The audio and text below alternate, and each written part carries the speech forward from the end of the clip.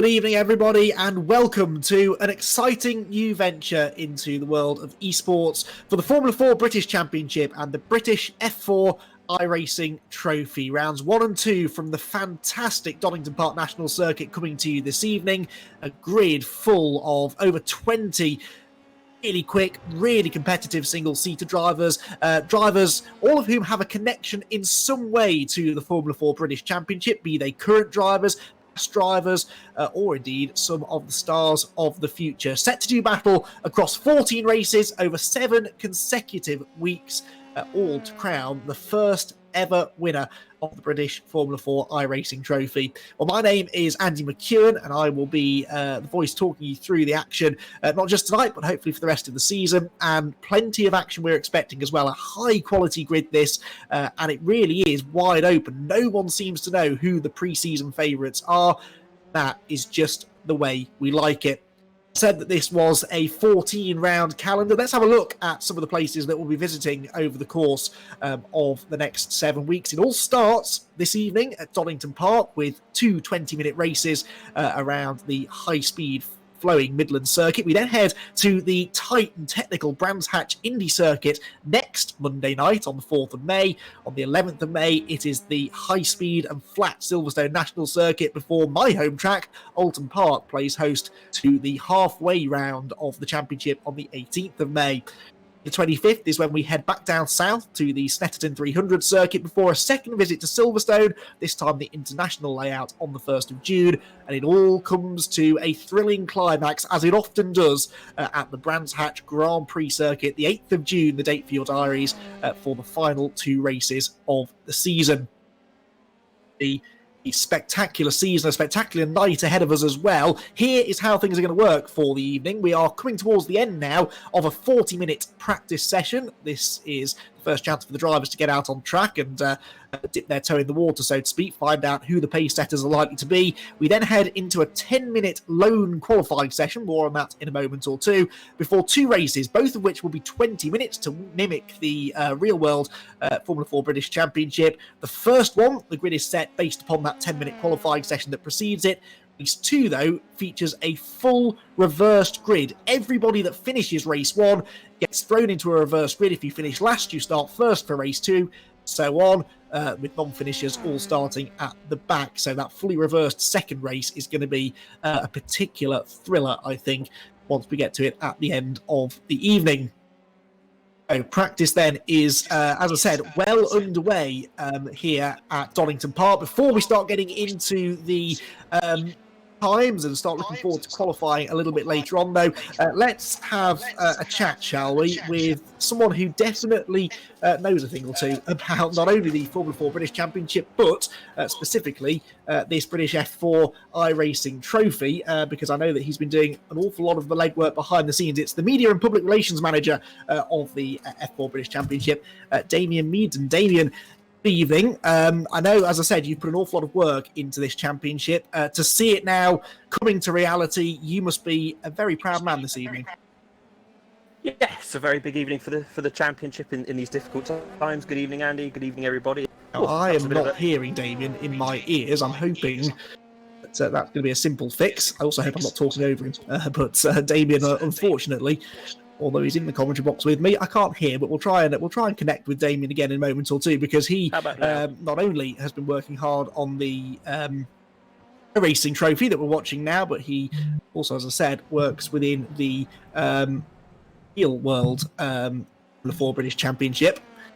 And it would be nice to be able to hear from Damien. Before we get into the action, this, though, coming towards its conclusion, Luke Browning is the man who is fastest in this practice session. Chris Lulham is second and only 1/100th of a second behind him. Roman Belinsky third, Zach O'Sullivan is fourth, and Zane Maloney fifth. So already you can start to recognise the names if you are a follower of the F4 British Championship. They are, for the most part at least, names that you should recognise. The possible exception, I guess, being Chris Lulham, who certainly was a new name to me before we went racing this evening, but he made a one-off appearance in British Formula 4 last year at Silverstone and impressed in mixed conditions, getting a top 5 actually in one of the races.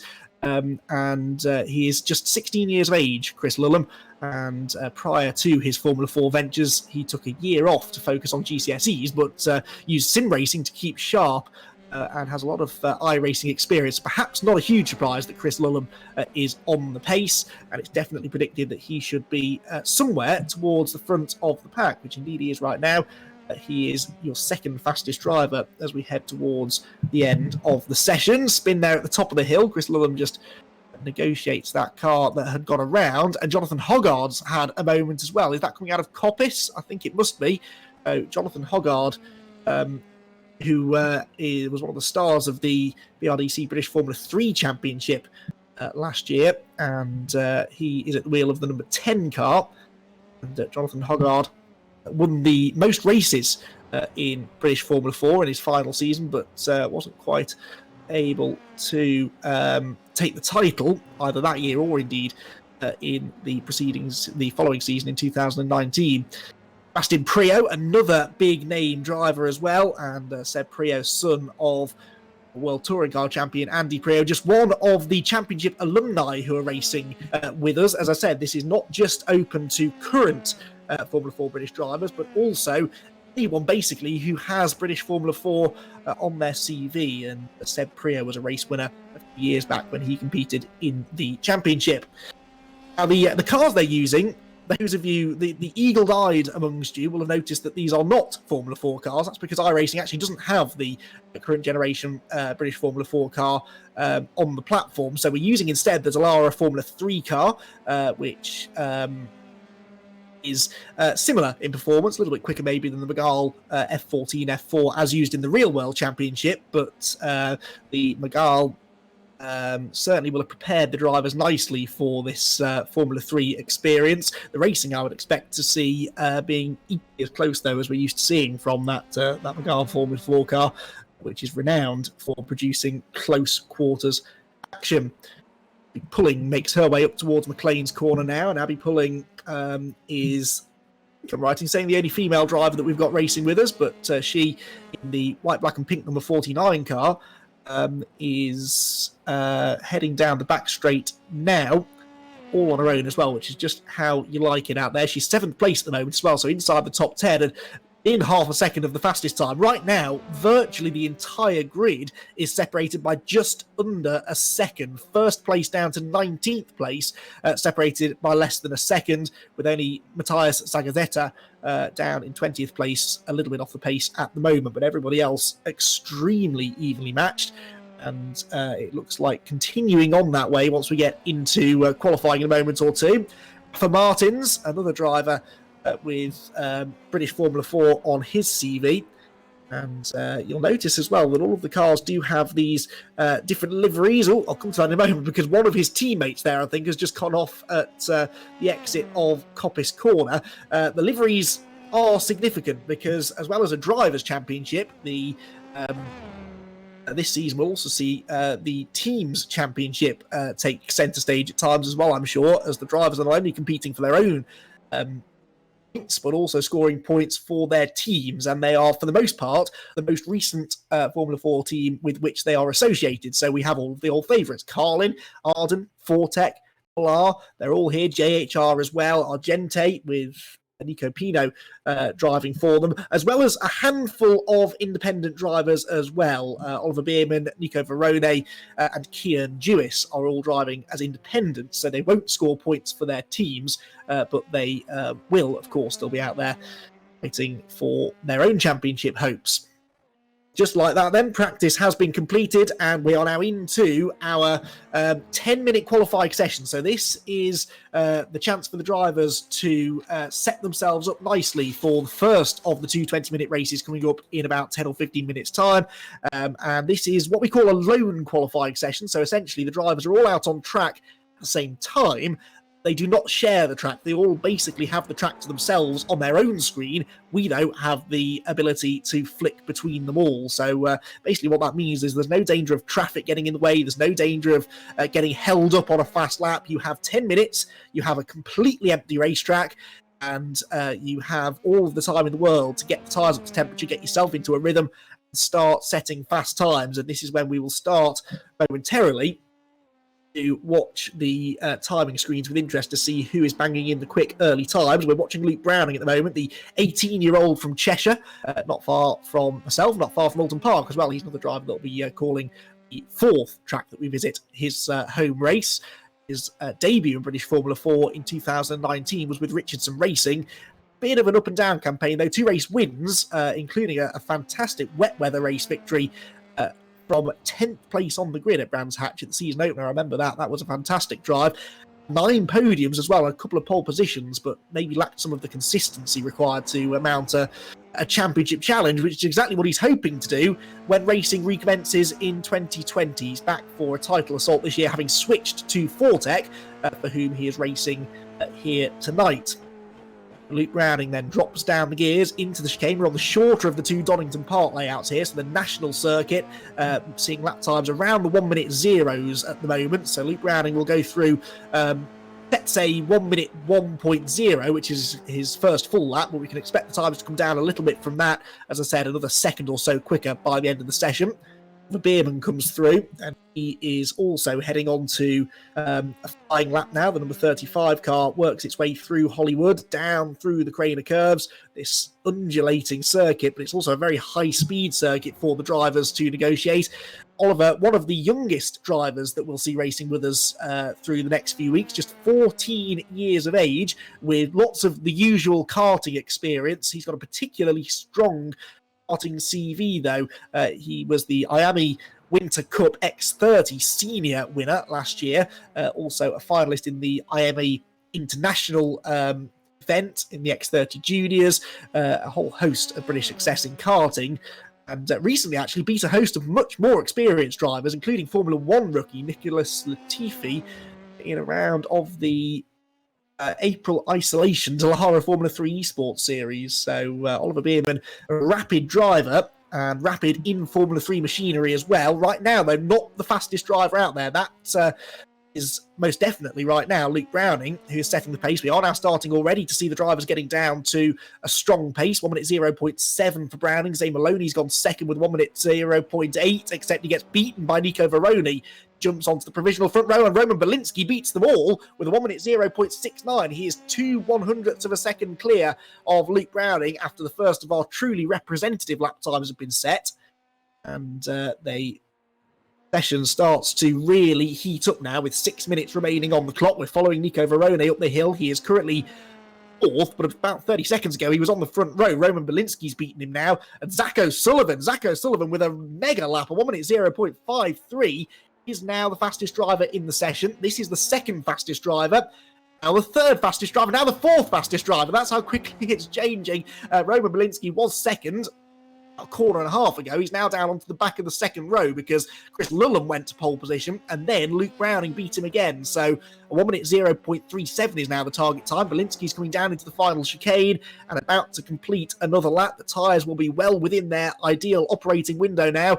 Roman Belinsky comes across the start-finish line, sets a time, and it is an improvement, but not in position. He stays in fourth place, despite that being a personal best time. Number of drivers have yet to set times actually at the moment. Kian Jewis has not set a time, nor have Josh Skelton, Louis Foster, Marion Kramers, and be pulling Nico Pino and James Headley as well, although Headley actually just left the pit lane and set his first lap. Oh, that's Frederick Lubin getting off through Coppice Corner. That's so easy to do through that right-hander. And the man who is currently occupying the 13th spot on the timing tower has just run a bit wide there, as so many drivers have done so in the past. Next up, Christian Mansell comes out of Coppice Corner with a slightly tidier line, it must be said. Before you ask, no relation to the legendary Nigel, but Christian Mansell speaks with rather more of an Australian accent than the former Formula 1 world champion namesake Nigel. But Christian Mansell, rapid driver too. He's currently 11th place and improves that time actually and time, but not position, and then has a big lock up into the first corner. And unfortunately, that might spell the end of this run, at least within the session. He'll head back to the pit lane. May not see any improvements from him for quite some time. Next, car number 43. This is Josh Skelton. Josh Skelton working his way through towards the completion of a lap as well. 18-year-old Brit finished 4th overall in last year's British Formula 4 Championship with 2 wins and 14 podiums, and actually set a record for 9 consecutive podiums throughout the year, and that could be key in putting together a title assault here in the British Formula 4 iRacing trophy. But right now he's languishing down in 13th place on the timing screen, worked his way out of the old hairpin on a remarkably empty track now. Actually, there are only 6 drivers currently circulating. The top 8 drivers in the session are all pitted, so this might be a good time just to let you know, remind you of the top 10 running order at the moment. Luke Browning then on provisional pole by an enormous 2/100ths of a second over Chris Lulham, who at the moment would start alongside him on row 1. Roman Belinsky is then a further 3/100ths of a second back. Top 3 are covered by 5/100ths of a second at the moment. We told you it would be close, and we weren't lying either. Zach O'Sullivan is 4th, Nico Verone is 5th, then Louis Foster, Zane Maloney, Rafa Martins, Jonathan Hoggard, and Sebastian Prio round out the top 10. Skelton comes across the line and stays 13th, doesn't improve that time around. What about Abby Pulling? Is her first fully representative lap time. She currently is down in 15th place, comes across the start-finish line, moves to 12th, so just outside the top 10 for Abby Pulling at the moment. The 29 car and trying to take advantage, I think, of this mid-session lull in activity, trying to maybe use the clean air to her advantage. They're starting to come back out onto the track now. Mikael Grundvig here is weaving very aggressively, actually, down the back straight there to try and get some heat into the tyres. 16-year-old driver from Denmark, already a race winner actually in Danish and French Formula 4, but hasn't yet raced in the British Championship. That was his plan for 2020, and he'll partner actually James Headley and Abby Pulling, in fact, so that'll be a bit of a dream team with Grundvig, Headley and Abby Pulling all set to join forces in the 2020 British Formula 4 season, which it was announced today hopefully will begin at the start of August with a revised 2020 calendar that sees them kickstart their campaign on the 1st and 2nd of August here at Donington Park.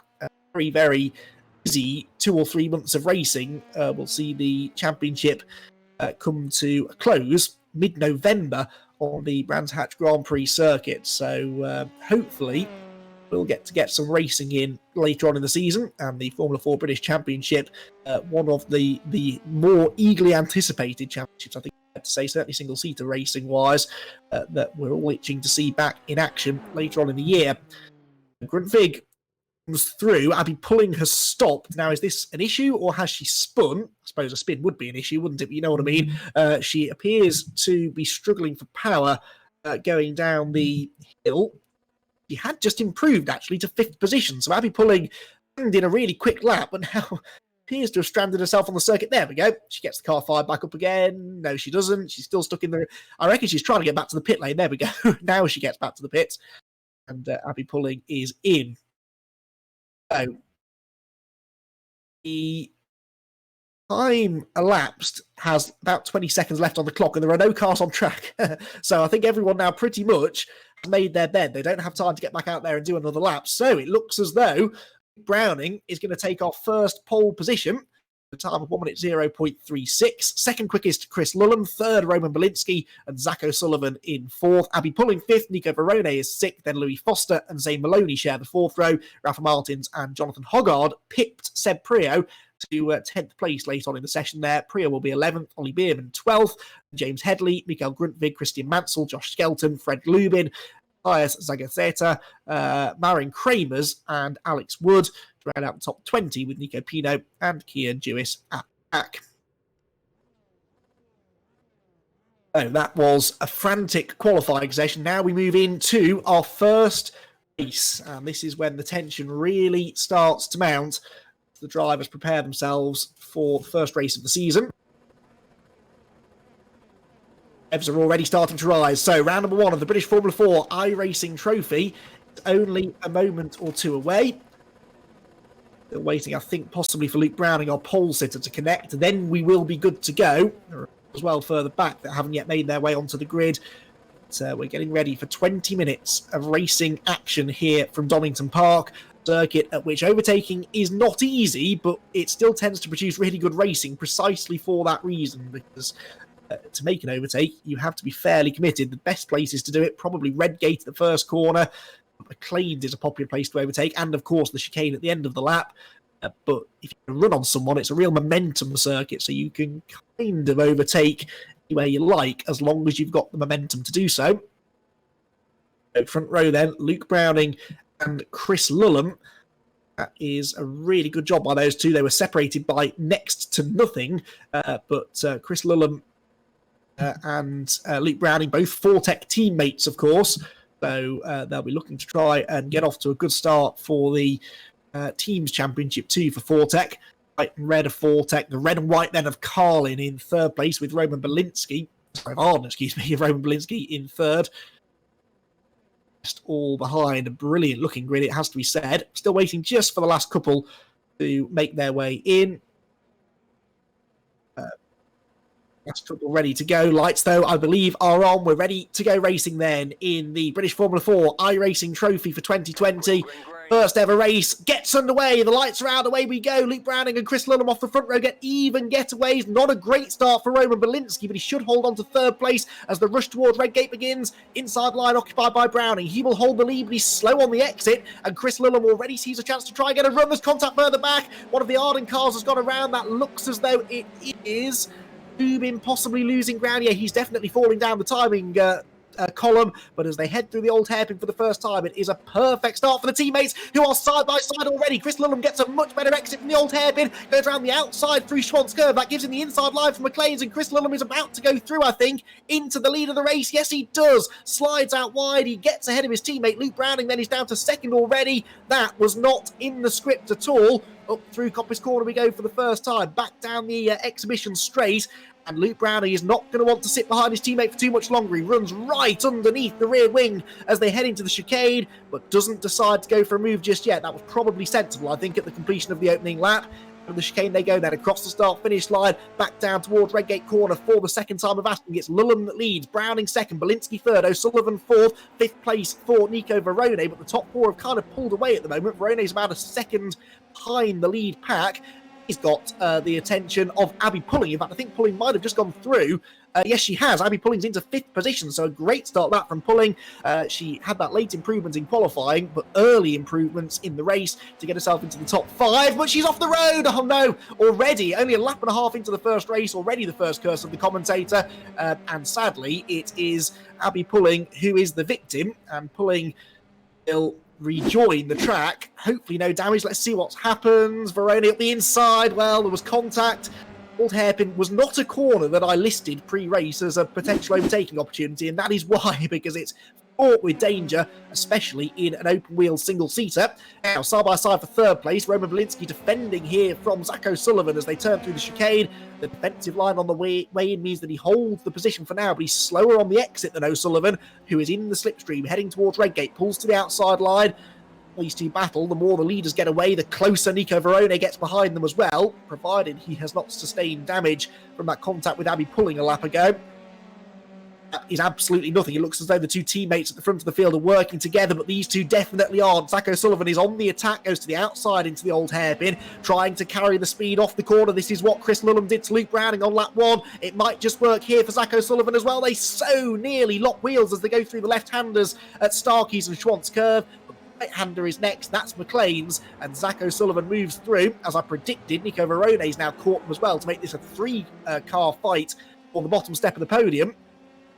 Back through onto the exhibition straight once again. On board now with Verone. He's getting a double slipstream from the two cars in front. Defensive line being taken by O'Sullivan. This is exactly what Verone wants to see, because if they delay each other through the chicane, then he may just be able to carry the speed off the corner. He gets in the slipstream again. Once more, Zach O'Sullivan drives down the right-hand side of the road to try and defend, leaving no opportunity for Belinsky to get to the inside. And Belinsky kind of finds himself stuck in the middle. He leaves the door open almost for Verone on the inside line. But Verone backed out of it. Again, sensible stuff. It's the opening race of the year. You don't need to be making any unnecessary contact. Sadly, a few drivers already have, though. The incident between numbers 3 and 31 under investigation. That is Rafa Martin's number 3, Zane Maloney, number 31, both of whom are out of the race already, but then no further action has been taken. So that must have been the some of the contact we saw in the opening lap. Unfortunately, it's rather decimated the field. We've lost Maloney, Mansell, Skelton, Lubin, Kramers, and Rafa Martins. They're all out already, which means we have 14 cars still running, with Nico Pino having not made the start by the looks of it. Coppice then go the back markers. Well, these are the real back markers, actually. Cian Dewis. Not often we get to call Cian Dewis a back marker, but he, I think, has got delayed in some of the early shenanigans, and he's the best part of a lap behind the leaders already. But he's not lonely, because Mikael Grundtvig is right behind the number 87 car. This is the battle for 12th position going on. They head up the hill, and Cian Dewis runs very, very wide and leaves the door rather more open, I think, than he intended, and doesn't make it too difficult in the end for Grundtvig. Cian Dewis, who's one of past champions we've got on the grid with us, losing ground there, unfortunately. Also struggling, it would appear, is Roman Belinsky, having held that third place in the early stages. He's now under an awful lot of pressure from Nico Verone. It's allowing Zach O'Sullivan to pull away. Though O'Sullivan is not quite on the pace of the race leaders right now, he is certainly pulling clear of these two. The gap at the moment about 1.5 seconds or so. There you can see it, the white number 51 of O'Sullivan, then the cars behind of Belinsky and Verone. And then the next car behind them is Jonathan Hoggard, about 1.5 seconds back. There he goes through the chicane, and Hoggard's lap times, I would venture, are probably going to be a bit quicker. Let's see if the gap comes down this time. Belinsky and Verone both do sort of mid to high one. In fact, no, Belinsky does a 1 minute 1.7, Verone a 1 minute 2.3, Hoggard a 1 minute 1.0, so he's quicker than the pair of them at the moment. They weren't even delaying each other too much on that previous lap, so that's genuine pace that Jonathan Hoggard has, starting to close in on the pair in front. Lullen, though, is actually closing in on no one but traffic, really. He's got the lead position at the moment. He's got a couple of car lengths advantage over his teammate Luke Browning. Team's championship point of view, this is absolutely perfect. There's no real need for them to battle amongst themselves, but I am fairly sure that they are going to. I don't think we're going to see them following each other around for too much longer. They make their way down through the chicane, and Chris Lullen, driver of the number 20 car, leading this 1-2 at the moment for Fortec Motorsports, and that would start their team's championship off in absolutely the perfect fashion. Okay, they go once again then. We've completed 6 laps of the race. Remember, this is a time certain race. 20 minutes will be the distance, and that means that we should get around 19 or 20 laps in, because they're running almost exactly 1 minute lap times, and so it should be possibly 19 laps, excuse me, the expected distance. So we're not quite halfway yet. These two sat together. Now, Luke Browning, you have to wonder whether or not he is just biding his time here, because he was quicker than Lullen in qualifying, but not by a lot. It was a pretty exceptionally tight qualifying session, as we documented, so it's possible that Luke Browning genuinely running at the fastest pace that he can. It's also possible, though, that he's just biding his time, waiting for his opportunity, hoping that Chris Lullen, who's got a little bit less experience than him, might just be pushing those tyres a bit too hard. We've got full tyre degradation, depletion on as well, so the car's handling is going to change as we go through the race, and it may be that Luke Browning, who has a little bit more experience at single-seater racing, would have the edge once we get into the second half of the race. We shall have to wait and see. Catching Ollie Bierman at the moment, who's the last runner still going, because we've also lost into the pit lane Louis Foster and Seb Prio, unfortunately, so not out of the race, but they're certainly stuck in the pits right now, over a lap down. And on board with Luke Browning, sat on top of the roll bar above his Dallara Formula 3 car, heads out of McLean's corner and up towards Coppice once again. The battle between these two leaders, I think, will be about to intensify as we get into the final part of the race.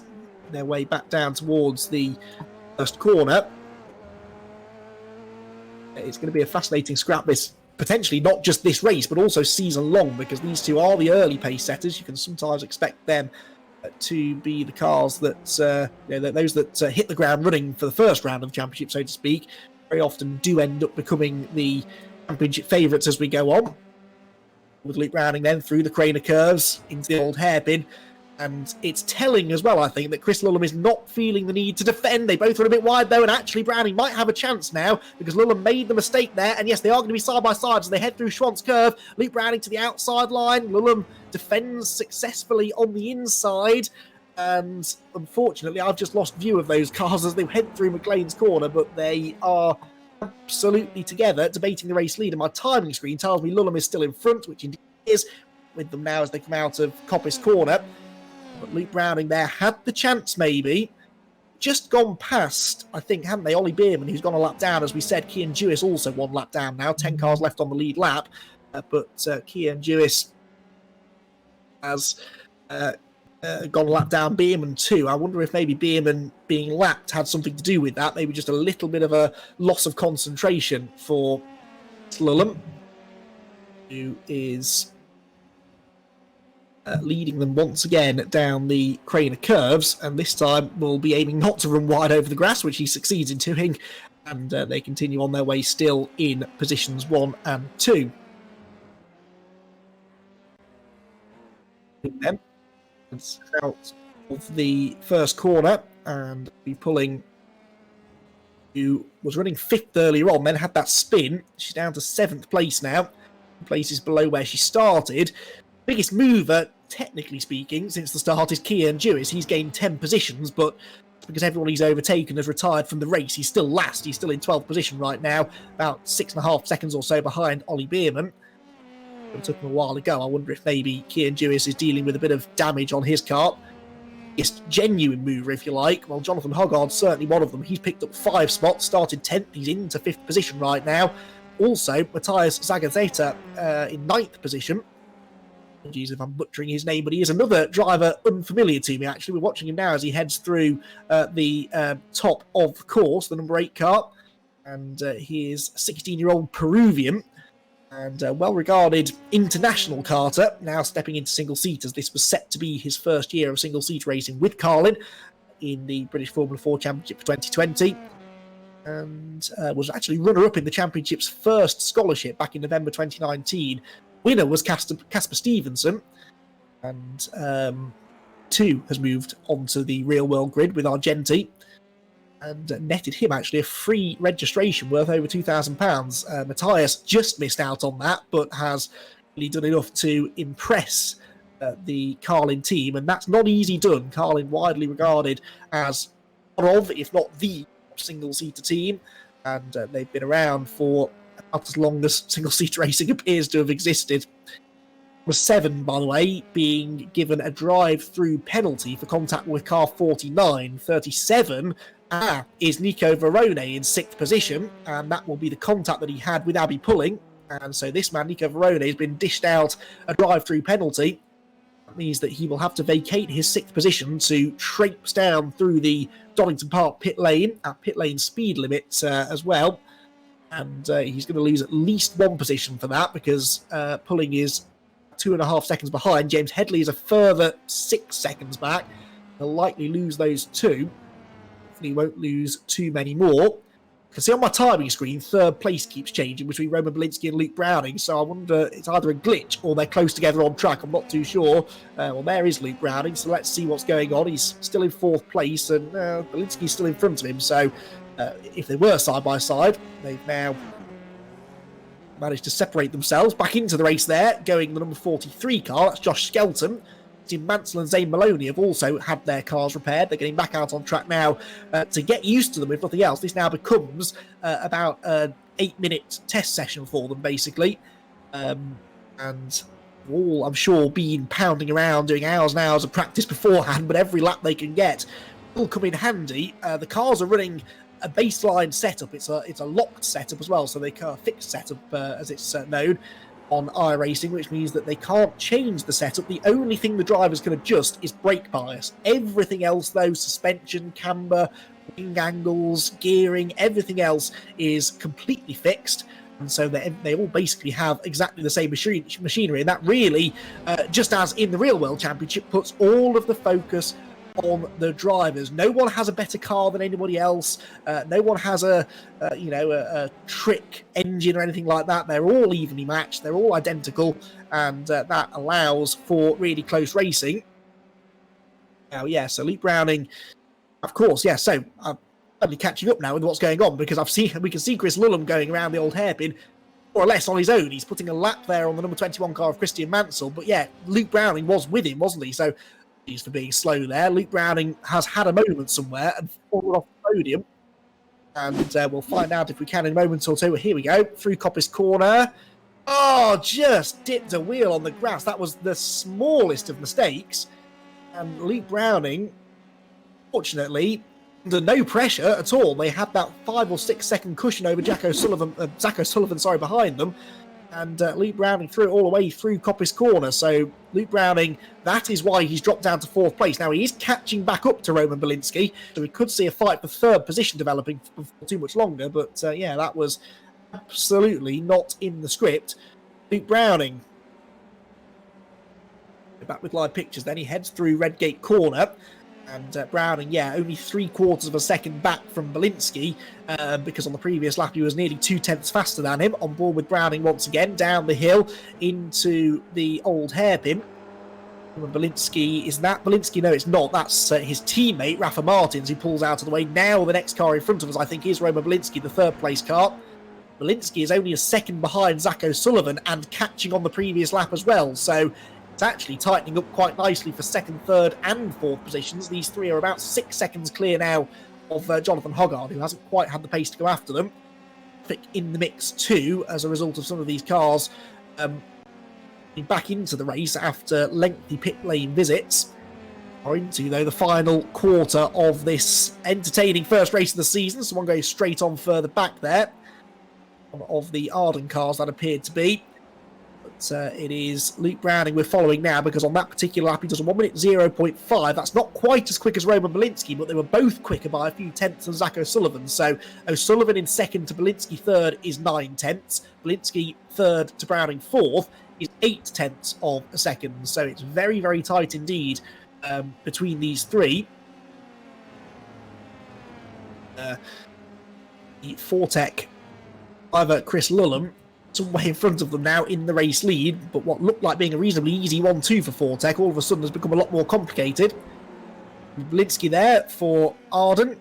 It's through this corner and getting a faint slipstream now from Zach O'Sullivan. He's continuing to gain on this lap as well, albeit by a few hundredths of a second, but that's what you kind of expect with a field as evenly matched as these. O'Sullivan won't be helped here by the fact that he's got these 2 back markers in front of him. The first one he's going to catch is the number 35 there, which is Ollie Bierman, who is running in 11th place now. And then there's another car just up the road, which I think is Josh Skelton. Bierman's the green car that needs to try and get out of the way here. It looked as though he was pulling out of the way through the Craner curves, but he has not. And Zach O'Sullivan is stuck behind him at the worst possible part of the track. This is definitely delaying the 2nd place driver, and he is still stuck behind Bierman. Now Ollie finds a way to get out of the way, pull to the left-hand side, and Zach O'Sullivan goes through, but that cost him about 2 tenths of a second. The gap at the start of the lap was about 8.5 tenths. It's now down to 7 tenths. It's a tenth and a half or so lost. The only thing you can hope is that Belinsky and Browning also get delayed by Bierman, but now they've caught Bierman on the straight. Ollie can pull straight out of the way and wave them through. I'm not suggesting for a moment that Ollie did anything wrong there. It's just when you're going through the Crater curves, you can't really get out of the way. It doesn't matter how much you want to. There's just not enough racetrack, but with the other two catching him down the back straight, he was able to get out of the way. Barone, by the way, being reminded to take his drive-through penalty, but I think he might have done it now. He's just coming up the hill, and yeah, 8th position now, so I'm pretty certain that he has. Yes, I'm getting confirmation in my ear. He has served it, but a damage to the front wing we can see there as well. That will be as a result of the contact he had with Abby Pulling. You can see the front left corner is pulled up slightly. I don't think has been in the pit lane, has she? No, she hasn't. So if she sustained damage, she's soldiering on with it, and she's back ahead of Verone now after his penalty into 6th position, albeit nearly 14 seconds behind the top 5. But actually, all things considered, this has been a pretty good race from Abby Pulling, who momentarily looked as though she might be out altogether. Back O'Sullivan, though. And the gap is continuing to shrink. Look, it's going to be about a quarter of a second or so by the time they get to the start-finish line, because Roman Belinsky is almost with the second-place driver now into the closing stages of the race. We are on to the 18th lap now. I suspected it would be 19 laps the distance. We'll get confirmation whether that is the case in a moment or two, hopefully. Belinsky just runs a bit wide over the grass. And that means he's got dirt on his tyres now as he runs down the Craner curves in the slipstream of Zach O'Sullivan. More traffic up the road, which they'll be hoping they don't catch before the end of the race. At least Zach O'Sullivan will be. Looks as though they will catch it. And they're going to catch it at McLean's as it's seen them coming. Roman Belinsky hoping this might be his opportunity to move through into second position. It looks like it's another one of the Carling cars as well, which does dutifully get out of the way there of Zach O'Sullivan. That was Matthias Zagazeta. And he is running in 9th position, actually, so they've lapped everyone up to 9th place right now. Look as though Luke Browning's got the pace to go with them at the moment, so it's a 2-horse race for second position as we head into the chicane. I reckon this might be the final lap that we're about to go on to. Yeah, the last lap board is out, so Chris Lulham, who is 6 seconds clear of this lot, is looking good for the first victory of the season, but it's still all to play for the lower steps of the podium. Zach O'Sullivan and Roman Belinsky absolutely nose to tail as they head out of Redgate for the final time. But where does Belinsky make the challenge? Going to be difficult to do unless there's a mistake from O'Sullivan. He'll try and get as close as possible through the old hairpin, maybe force O'Sullivan to run wide. He does not. Now it's time to get in the slipstream. Belinsky running out of options here, makes his way up towards McLean's for the final time of asking. The back marker up the road, I don't think they'll catch before the flag. Hopefully this should be a clean and clear battle to the end. Who's the number 21 car, that is, Christian Mansell, who is already multiple laps down after a pit lane visit earlier on. His leader, though, going down into the final chicane. The second place battle still raging on behind him, but Chris Lulham is going to make history. He's going to be the first winner of the British Formula 4 iRacing Trophy. He takes the checkered flag at Donington Park. A superlative drive from the youngster. That's a name many of you were familiar with possibly before the night started, but I bet you will be in the future. Second place goes the way of Zach O'Sullivan. Roman Belinsky is third. Luke Browning is in 4th position. Jonathan Hoggard rounding out the top 5. Chris Lulham, celebratory donuts up at Redgate Corner. Abby Pulling, one of the drivers of the race for me, after getting nerfed off the road by Nico Verone earlier on. She will come through to salvage some good points in 6th position. Remember, the top 10 drivers will score points in the traditional FIA point scoring system. 25 for a win, 18 for second, and so on, all the way down to 1 point for 10th place. 7th place is James Headley. Nico Verone is about 15 seconds behind him in 8th, and then that's it. Everyone else was a lap down. So Ollie Beerman was 9th. Gail Grundtvig to round out the top 10. Here comes Verone out of the chicane. Will be the last driver to take checkered flag. Well, dramatic stuff there from start to finish, really, but Chris Lulham was the dominant driver. He wins the race in the end very comfortably indeed over Zach O'Sullivan in 2nd and Roman Belinsky 3rd, Luke Browning 4th, Jonathan Hoggard to round up the top 5, Abby Pulling, James Headley, Nico Verone, Lee Beerman and Mikael Grundtvig round out the top 10, and they will be the 10-point scorers from our first race of the season. Matthias Zagazeta is 11th, Kian Dewis was 12th, and then I don't think anyone else was running, so we lost, sadly. For Martins, Seb Prio, Zane Maloney, a few of these drivers were actually back on track, I think, by the end, weren't they? Christian Mansell, I know, was. Fred Lubin, too, is classified in 17th, but Louis Foster, Josh Skelton, Marion Kramers and Nico Pino were all out of the race in the early stages. But it was all about Chris Lulham. Chris Lulham takes the victory in the first race of the season, and it is almost a dream start for Fortec. It looked as though it was going to be a 1-2 for a while, with Luke Browning following his every move. It didn't quite work out that way in the end, though, and it's Lulham who was left to take the checkered flag. We should hopefully be able to have a chat with our podium finishers, Chris Lulham, Zach O'Sullivan and Roman Belinsky. 3 different teams represented in the podium places as well, and arguably they are the big 3 really, aren't they? Ardent, Carlin and Fortec all represented on the podium, and as we suspected it was going to be, it's very tight indeed. If you look at the fastest lap times set by the various drivers, we had the top 7 finishers all setting lap times in the 1-minute zeros. A couple of others further back were able to do the same sort of thing as well. So it was as competitive as you like as far as the lap times are concerned. Racing, equally so, if anything, possibly a touch too competitive at times with a bit of contact in the early stages. I guess you kind of expect that, though, really, don't you? With it being the first day back at school, so to speak. So, are we ready with a couple of interviews? Hopefully, we are. I think Chris Lulham and Roman Belinsky have found their way to the commentary box, and we'll pull them in for a chat in a moment or two. We'll hear from Zach O'Sullivan too, and we'll get the full set of podium finishers from that race. So, Chris Lulham, I think we can now have a chat with, and well.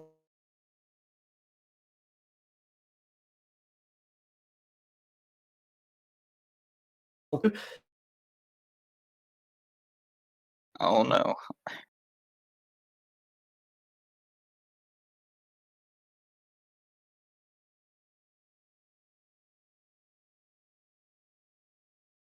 Okay, sure.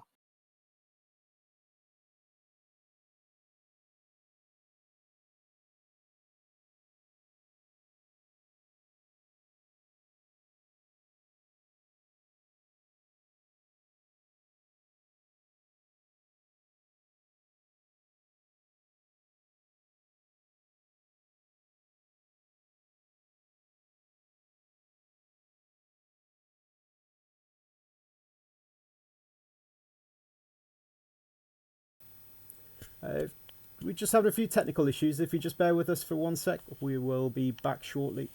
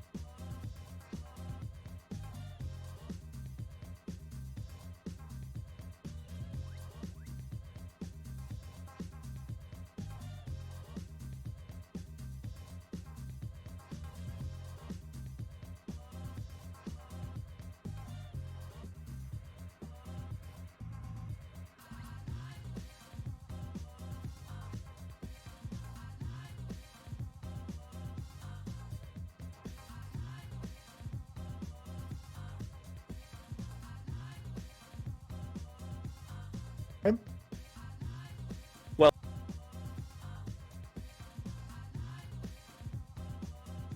But I believe in the meantime, we are going to try and have a chat with our top 3 finishers from the first race of the British F4 iRacing Trophy, beginning with Chris Lullum. I think we're able to have a chat now with Chris, are we?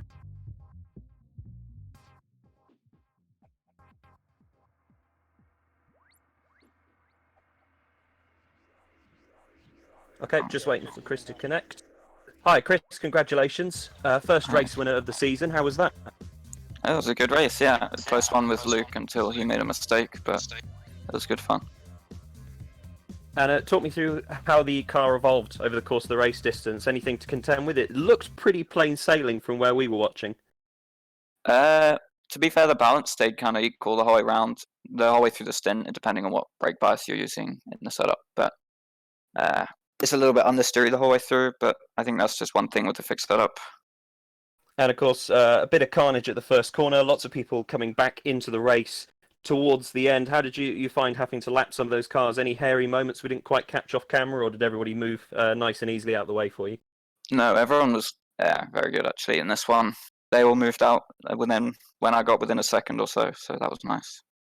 And a word on yourself and Luke at the start of the race, because you just seem to be in a bit of a league of your own whilst everybody else squabbled behind, breaking away cleanly at the front. It's unfortunate you couldn't bring the 1-2 home, but positive signs for you both. Yeah, no, our pace is pretty strong, and we hope it will stay the same the whole way through the season. So where do you go from now? You've won the first race. It's the one that had a big question mark over it. 1 down, 13 to go. Hopefully, I would imagine you're planning to just carry on in the same way. Yeah, hopefully as long as I can start the front, me and Luke, or just me, can do the same thing every race. And how have you found the whole lockdown as well? Obviously, not ideal that we can't race at the moment. What sort of stuff have you been doing to keep yourself busy, apart from, well, I suppose, sim racing? To be honest, I've been spending all my days sim racing or schoolwork, online schoolwork and stuff like that, but that's pretty much it, to be honest. Clearly, it seems to be paying off. Fantastic. A great win for you. Is there anybody else you'd like to give a shout out to whilst you're here in the comms box? Well, yeah, my esports team, AAA Esports, has helped me a lot through recent times, and obviously Fortech for everything they've done for me. Perfect. There's Chris Lullum, our first race winner for the 2020 British F4 iRacing.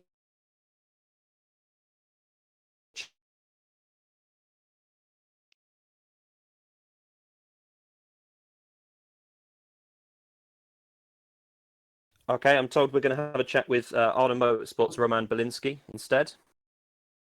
Hello? Hi, Roman. How are you? Hello, Roman. Can you hear me?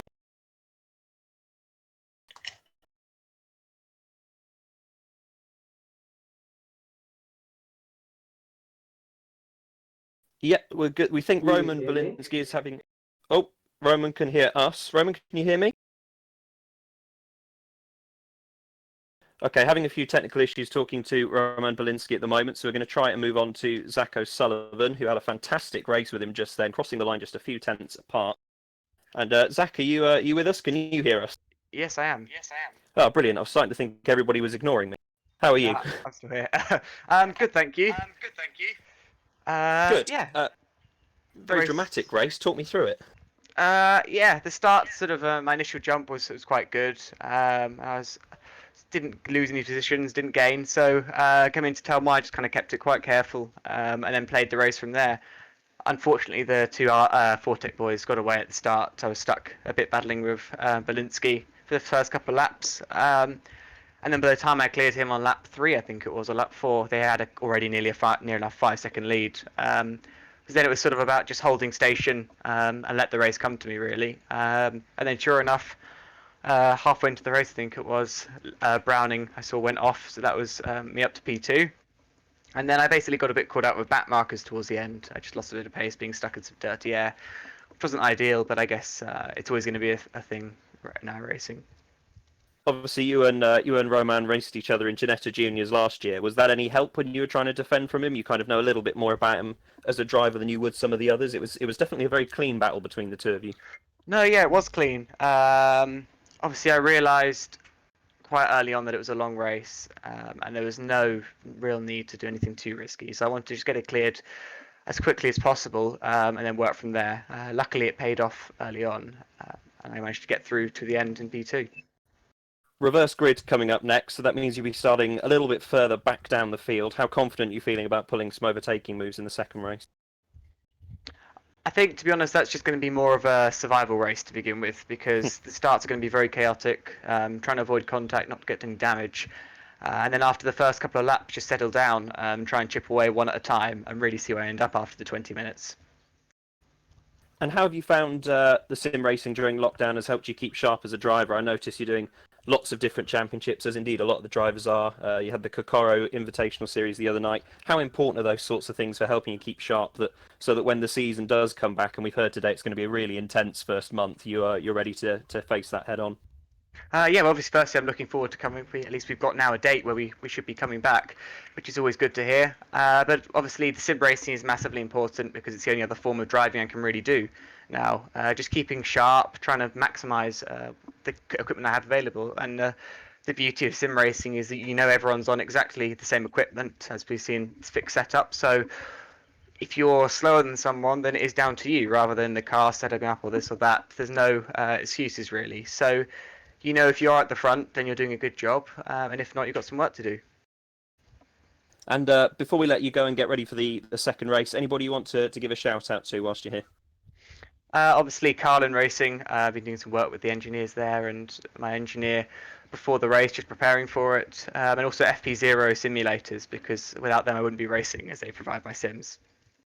Brilliant. Thank you very much. Zach O'Sullivan did really well to take a podium there in the first round of the season. We'll let him go and get ready. Now, I wonder if we might be able to have a word with Roman Belinsky, see if those tech problems have been solved. If not, we will try and bring you another driver and fill in a bit of the time as we build up to the reverse grid race. Roman, can you hear me? Okay, it's showing that he's in the commentary box room with me. Not sure if he can quite hear me. Roman, can you hear me?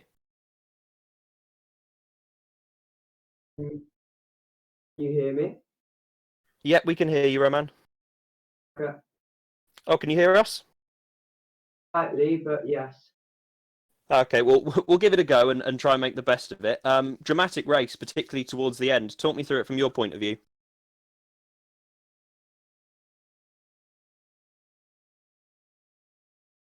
Okay, it looks like we're having a few technical problems reaching Roman as well, having a bit of trouble hearing us and vice versa. We'll wait and see if there's anybody else we can grab for an interview whilst we're waiting, or if not, we may be nearly ready to go with the reverse grid race. This one is going to be absolute chaos, I think. All the fastest guys put to the back of the grid, they're going to be trying to get their way through, and equally those guys who didn't have a lot of luck in the first race are really going to be chomping at the bit to bring home a strong result and kick their points off.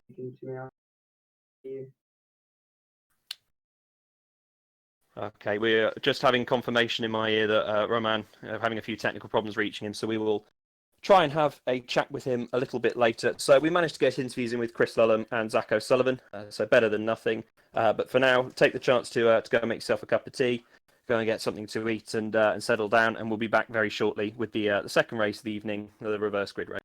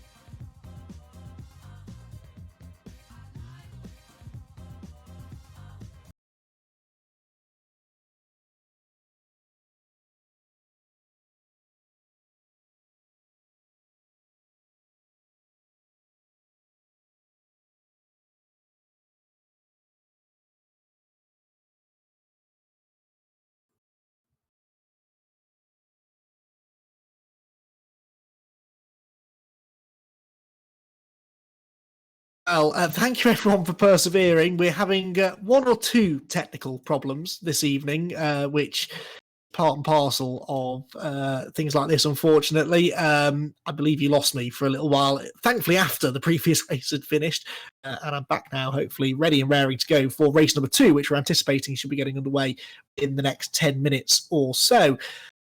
What that did give me a chance to do is catch my breath, though, after what was a fantastic first race of the British Formula 4 iRacing Trophy, and hopefully gives us a second chance to hear from Damien Meaden, who we tried to hear from earlier on, but technical issues meant that we couldn't hear from the media and public relations manager for the British Formula 4 Championship.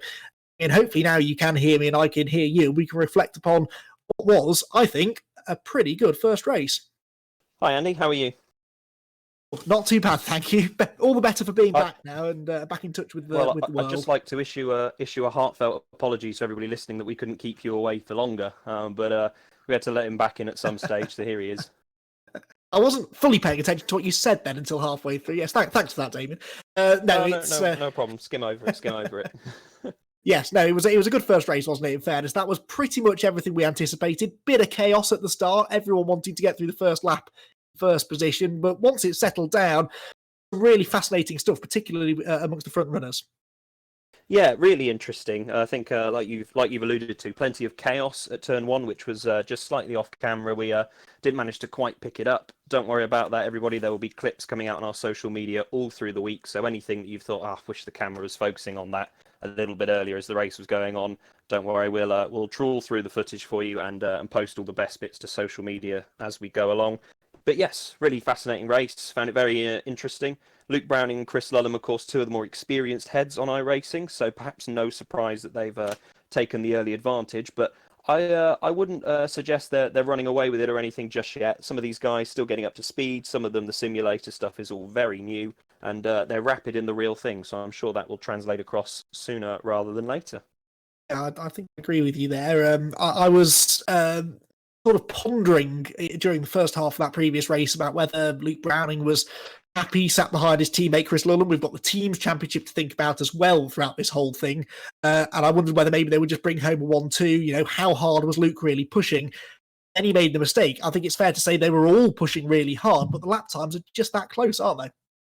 Yeah, there's no question in my mind that Luke Browning was pushing there. You're right. I'm sure there's probably 10% of his brain that's thinking, you know, Chris is my teammate. It's another Fortec car. It's a great result for the team's championship to kick it off in the right way. It's a podium for himself, so that's obviously a good start. But I'm pretty sure that was quickly beaten by the other 90% of his brain that could see a win about 0.4 of a second in front of his nose. So unfortunate, definitely pushing hard, and it was almost a similar move to the one that Carter Williams did at Coppice last year. Two really unfortunate, just putting a wheel a little bit too wide, and that's the result. So unfortunate, but you know, lest we forget, Luke still, despite that, brings it home in 4th.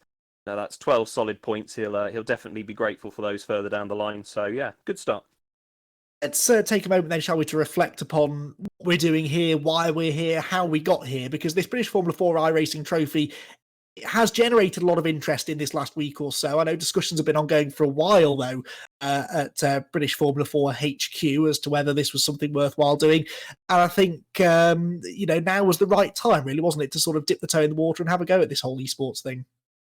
Yeah, absolutely. We've really expanded the media side of the championship in the last 12, 14 months. And esports is something that's definitely on our radar. It has to be in the current climate. It's just sim racing is really taking off, and it's something that's very popular amongst our drivers. So of course, sooner rather than later, it would have been silly not to have a dabble and see what it was all about. I think certainly everything that's going on at the moment accelerated that slightly, and of course when the guys at Year One Racing and the Virtual Racing Association got in touch and sort of laid out a plan, it was quite easy from there to sort of add our bit in and go from there. And it is very much a toe in the water for us. If this goes well and it's been entertaining so far, then perhaps it's something we'll look to introduce a bit more regularly in the future alongside the real championship. There can never be enough motorsport as far as I and I think everybody else is concerned. And yeah, so far so good. We'll see how it goes.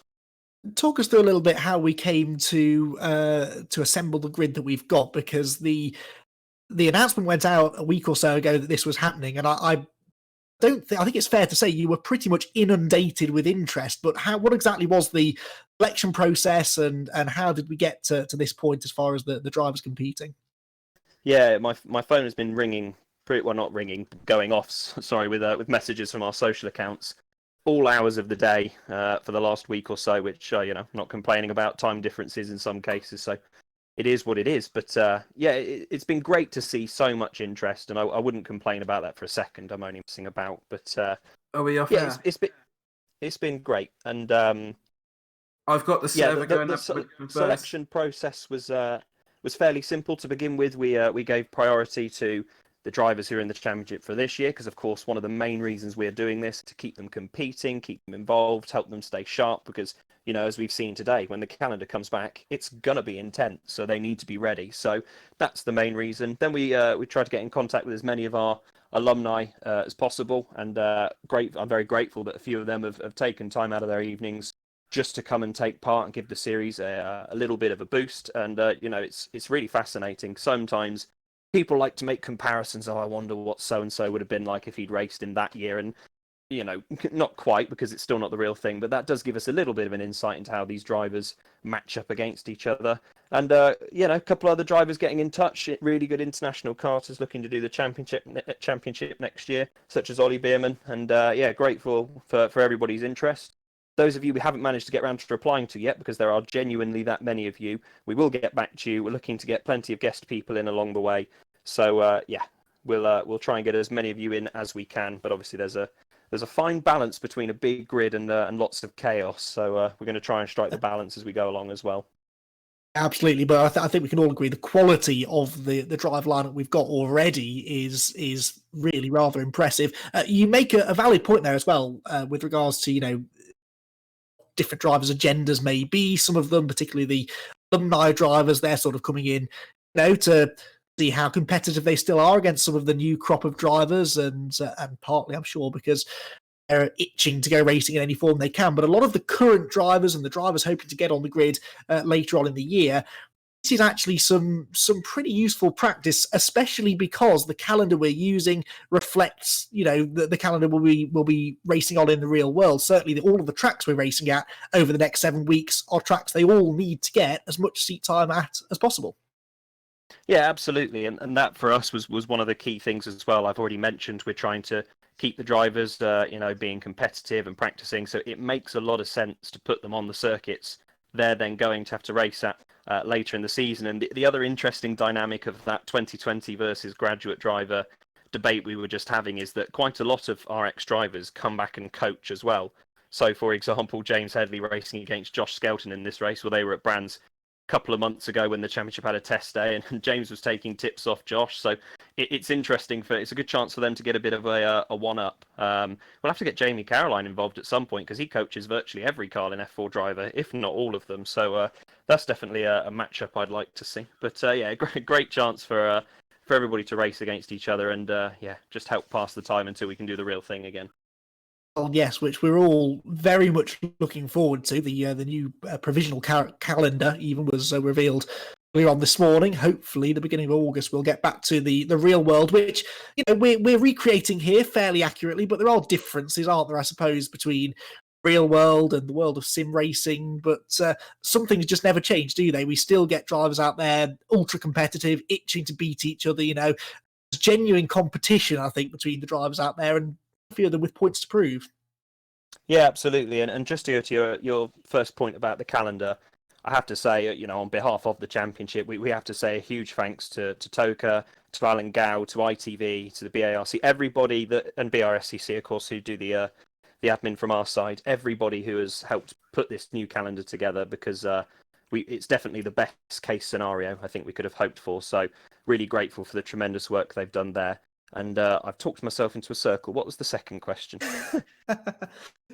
Whilst there are differences between the real world and the world of sim racing, things do sort of stay the same, don't they? Particularly the level of competition out there on the track.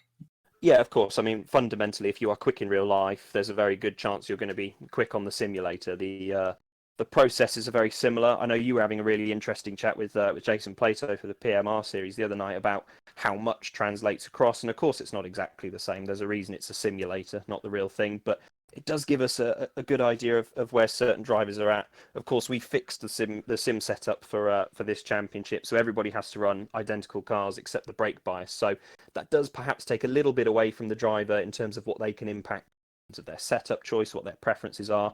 I know there are some drivers who maybe wouldn't have run the baseline setup we've got on, but yeah, so far it seems to be working for everyone. I have to say, I think that turn one pile up in the first race probably deprived us of a bit more action than there might have been, but really excited to see what happens in the reverse grid race. And I understand we're just getting the server and the session put together for that now, so hopefully it won't be too much longer. Just want to say, sorry for some of the technical issues we had tonight. This is very much a first run. Things do go wrong. It's the world of sim racing. Inevitably, one or two of these things will happen, but better that they happen now rather than at the last round in a few weeks' time.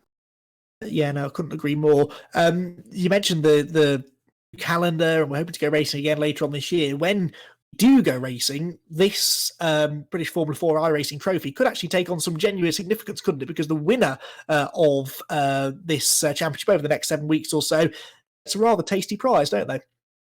Yes, absolutely. So the driver that wins this will win a free entry fee for one of the rounds of the 2020 season when that does finally get underway. So we'll be waiving the entry costs for them, which is over £1,000 worth they'll be saving. So for the current drivers on the grid who already signed up, that's a very nice budget saving, and I can see why that's an appealing prize. For the drivers who are maybe looking at doing the championship in the future, then that's a really tantalising prospect, because that's almost a free wild card to go and have a go and see how you are and get a real feel for the championship and where you stack up. So that's interesting. Maybe not as valuable to the graduates coming back, because especially those who've progressed onto F3, there isn't really much point in them coming back to F4. But that was part of the reasoning for taking on the F3 car as well. It means we can help give them a little bit of extra sim time and a bit of practice, even if the overall prize isn't the best fit for them. But I think for our 2020 guys and the guys who are looking to come in the future, it's a really, really great opportunity.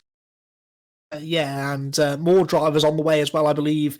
Hopefully in the next week or so to the Formula 4 iRacing trophy. I know that we're on a good grid, 22 drivers with us tonight, but there are more on the way, and drivers I know are desperate to join in. There's an awful lot of positive buzz, I think, surrounding this, and it must be nice for you to be being approached by so many drivers that are saying, look, I can't do the first race, but I can do round two, right? I can join in late. And the answer, of course, is yes, you can.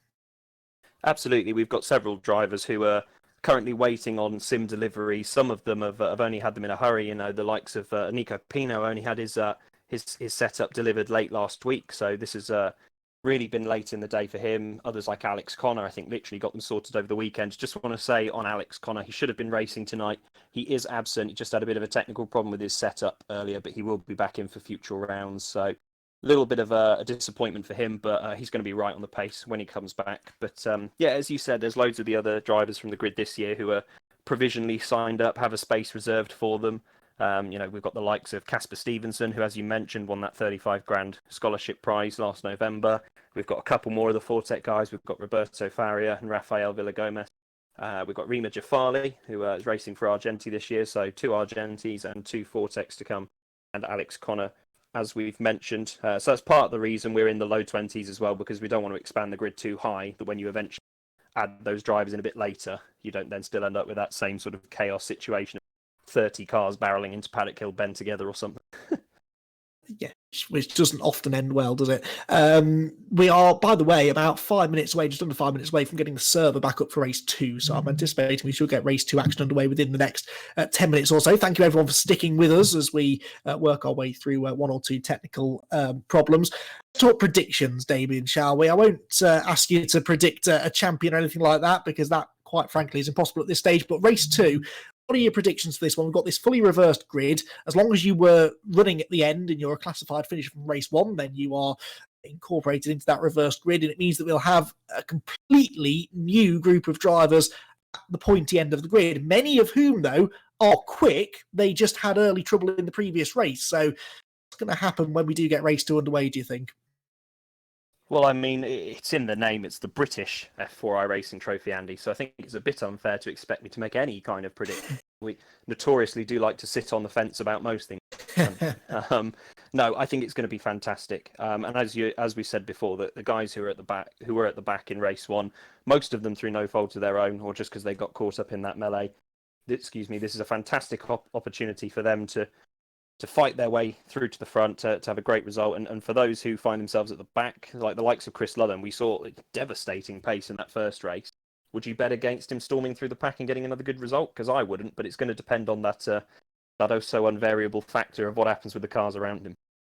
Yeah, because not only have they got to work their way through once the race gets underway, but just surviving the first few corners can be tricky. And that is by no means a comment on driving standards. It's just it's physically quite difficult to survive first lap or so, particularly of a reverse grid race, and especially at Donington Park. I made the point before race one began that it's a momentum circuit, Donington Park, even in these high downforce cars that we're racing with this evening. So if you get a bit of a bottleneck in front of you and, the leaders start tangling and it all stacks up going down through the old hairpin up through McLean's, it's oh so easy get involved in an accident that was nothing to do with you, and before you know it, you've lost your front wing, you're in the pit lane getting repairs, and you're out of contention. So I think there has to be, whilst people like Chris Lullam and Zach O'Sullivan and Roman Belinsky, they'll want to get up there as quickly as possible to contend for good points, and you've got to be in the top 10, remember, to score championship points, so there's work to be done just to get into that top 10. There's no good going hell for leather into the first corner and getting no further than turn one. Yeah, and you're right in saying momentum is such a big part of it, not just at Donington Park, but sim racing and by extension, racing in general. You get a good result, it really boosts your confidence. Doesn't go so well like that first race did for a few. You kind of feel the need to push harder. You might make a mistake in trying to get that good result and salvage. Well, I was about to say the weekend, but I suppose it's the evening now until further notice. But yeah, it's going to be difficult, and I think momentum played a big part in that first race. I think we definitely saw across the top 10 that at various points everyone was Luke Browning could easily have won that race, or at the very least put up a very good fight, I think, against Chris Lullam. They looked very evenly matched, just had one mistake. And at the same time, I think up and down the top 10, there were just a few moments where if it hadn't happened, maybe that didn't disturb someone's rhythm. Gaps could have been a little bit closer. I think that will be the case in the second race. Certainly, as the quicker guys try to come through, perhaps the leading pace won't be quite as high. I think it'll still be pretty close. Qualifying showed us how closely these guys are lapping to within a tenth of a second of each other. But I just think that bottleneck effect at the front that we normally tend to get in these reverse grid races might make it a little bit of a free for all. But that's where the brave drivers are rewarded, and rightly so. It's fair to say as well that Donington Park, whilst it's not full of obvious overtaking opportunities, it is at least quite a wide circuit. There are a few good braking zones in which you can make a bit of a dive to gain positions. But as we get further into the calendar, I'm looking at places like Brands Hatch, Alton Park, Snetterton. They are circuits in which it's hard to overtake. It's also quite hard sometimes just to stay on the road. You've got to be ultra precise, especially in these sort of cars where the slightest wrong move at these speeds will see you off the road and into a barrier. We're not racing at sort of FIA Grade 1 Formula 1 racetracks with acres of tarmac runoff area, until we go to Silverstone anyway, but generally speaking, mistakes and driving errors, they are going to be punished, and that's part of the appeal in a way, isn't it? Because it really does challenge the drivers. Yeah, absolutely. And I think that's one of the things that is really well regarded about the real world championship as well. We have drivers, when they finish the season and they go to graduate, the drivers themselves, managers, people who work with them, engineers, they really like the UK circuits because they're challenging and they teach you to be precise. So then when you do move up to some of the European circuits, which as you said can be a little bit wider, not even just on the runoff, just the circuit itself, it suddenly makes it a lot easier when someone tells you need to make up a tenth of a second on one particular apex, where to some driver you might be thinking, well, I don't quite know how to perfect my line there. The British drivers have already got half an idea. Obviously, the best drivers are still the best drivers. It doesn't matter which championship you go in, but it definitely is a help, and I think that's why we tend to see the British drivers do really well then when they move up from national championships onto the continental stage, as it were. So yeah, all valuable lessons and all pushing them in the right direction for their future careers. I think, from what I'm hearing, Andy, we're only a couple of minutes away from getting the start of the second race underway. Drivers are just getting into the lobby and ready for the starting grid. So I'm going to suggest this would be a good chance for us to take a couple of minute break and be back very shortly with the second race. What do you say? I think that's a very good idea. We need a moment, I think, to compose ourselves for the craziness ahead. Reversed grid race 2, another 20 minutes of racing action coming up in just a few minutes' time from Donington Park.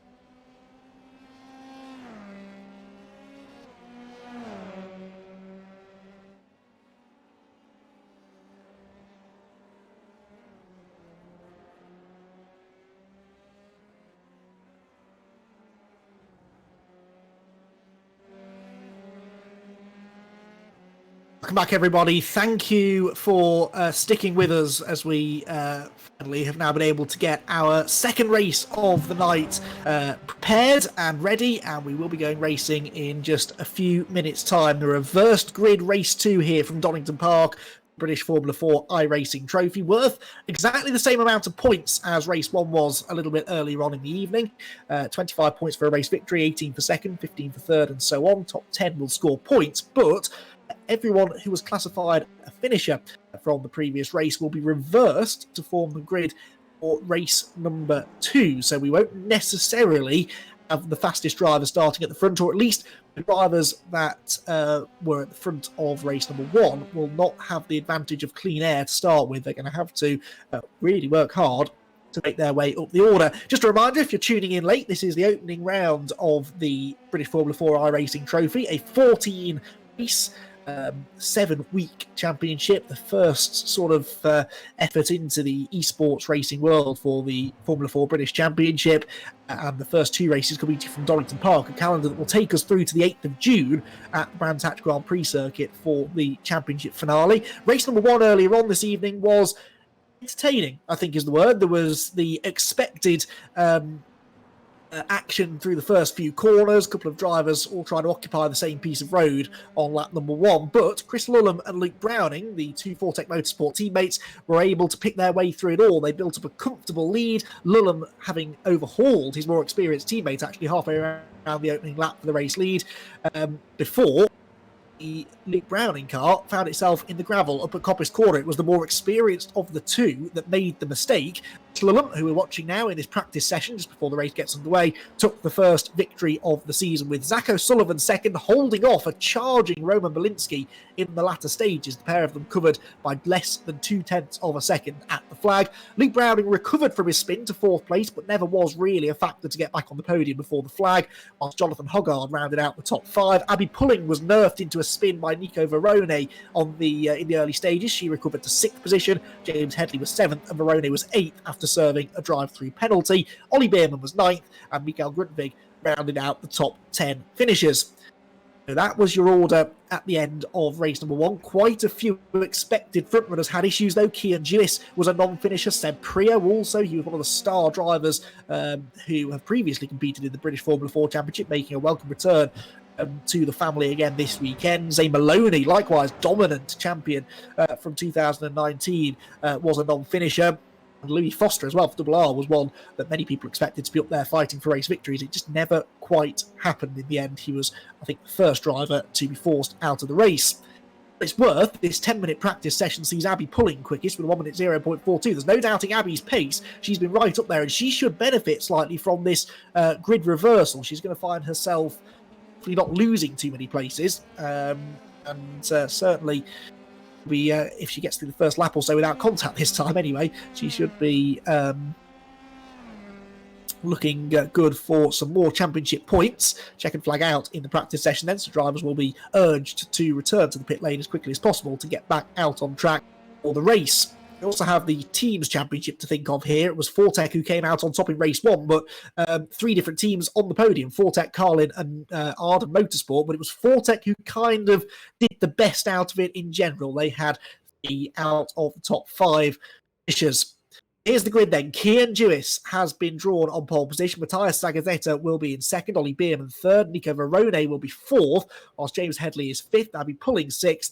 And Jonathan Hoggard in 7th, with Luke Browning 8th, Roman Belinsky 9th, and Zach O'Sullivan rounding out the top 10, whilst Chris Lulham, the race 1 winner, finds himself down in 11th, so top 11 reversed in the end. Rafa Martins is 12th, Seb Prio and Zane Maloney share the 7th row. Christian Mansell and Fred Lubin on row 8, with Josh Skelton and Marion Kramers rounding out the 18-car field.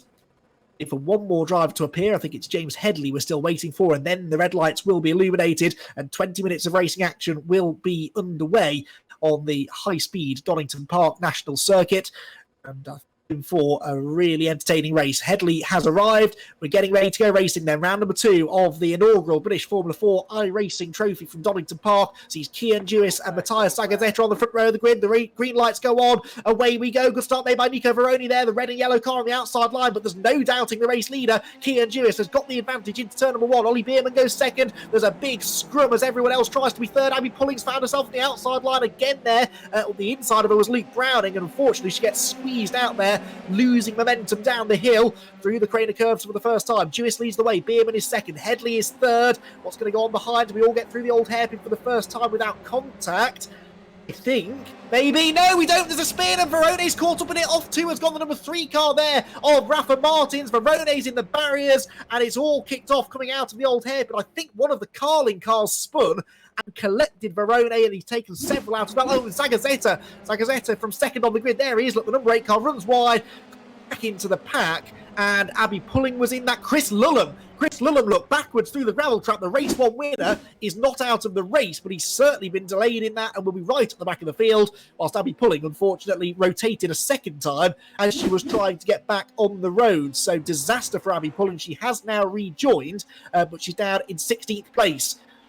That was quite an opening lap. Kian Jewis and Ollie Bierman surviving all at the front of the field. James Headley has spun from 3rd place. He had gained 2 positions from his starting spot, but he's off the road coming out of Redgate Corner, and James Headley unfortunately will plummet outside of the points as a result of that. The number 67 car rejoins him back just in front of his teammate there towards the back of the field, Josh Skelton. On Hoggard, we're watching coming out of the old hairpin. He's into 4th place. So that order I started to give you is already out of date. It's still Jewis from Bierman, but Luke Browning, 4th in race 1, is into 3rd place already, just ahead of his Fortec teammate Jonathan Hoggard in 4th. Zach O'Sullivan is 5th. Yes, he is. Sorry, Zane Maloney is 6th and Seb Prio 7th. They're 2 to watch for. They were both taken out on the opening lap of the previous race, but both definitely have podium potential. They're 6th and 7th at the moment. Marion Kramers is 8th, Fred Lubin is 9th, and James Headley, after his spin, has rejoined in 10th position. 2 laps in the book. Who's next off the road? Because they're throwing themselves at the scenery like lemmings at the moment. Jewis has the lead, but Luke Browning is the fastest man on the track. 1 minute 0.89. That was about 6 tenths quicker than the race leader. He's in 3rd place at the moment, Luke Browning, but only a second behind Ollie Bierman. And it looks as though that white and red car in 3rd position could be the one we need to watch for. Cian Jewis, in his traditional green and white livery, works his way out of the old hairpin. The number 87 car makes its way towards McLean's for the 3rd time of asking.